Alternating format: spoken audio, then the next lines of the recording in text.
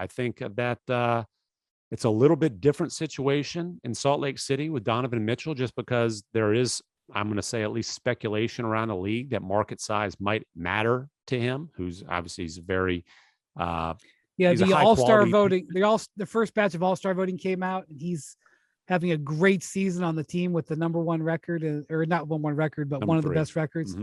And he's 7th among guards. And I think that the Jazz's ability to prove that they're a bona fide contender or win a championship could matter.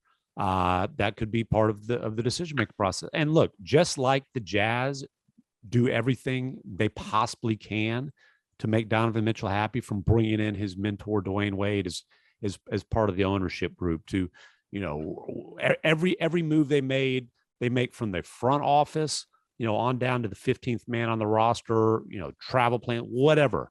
Like, Donovan Mitchell is front of mind. Same thing with Luka Doncic. But here's the thing. Kissing a guy's butt is not going to keep him, because guess what? When you're talking about these kind of talents, 29 other teams in the NBA would be more than happy to smooch up to their posteriors.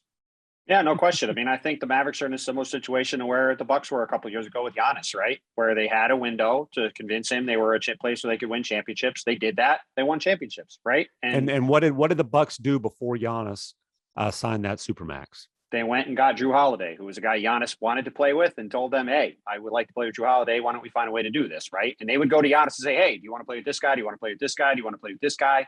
But at the end of the day, Milwaukee traded a bunch of picks for Drew Holiday, a deal at the time. People said, oh man, if you're the Milwaukee Bucks, do you want to do this? They traded picks several years into the future for a guy in an expiring contract, right? But they did that because Giannis wanted to play with them. It helped Giannis convince Giannis to sign a Supermax. They got Drew Holiday signed to an extension. They won a championship, and now they got a chance to win multiple championships, right?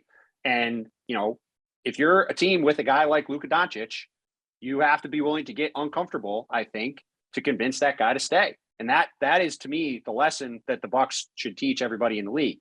It's not that you're incapable of keeping a guy like that, or you're incapable of winning if you're in a small market, or even in a big market, frankly, at this point. It is, if you have talent like that on your team, you have to be willing to go to the wall and beyond, because if you don't do that, guys are going to look at it and say, all right, well, someone else will do it. I'll go do that somewhere else. That's the LeBron James principle in action. Thanks for watching this Hoop Collective Short. Thanks you to Bontemps. Thank you to MacMahon. Thanks for watching ESPN on YouTube. For live streaming sports and premium content, subscribe to ESPN+.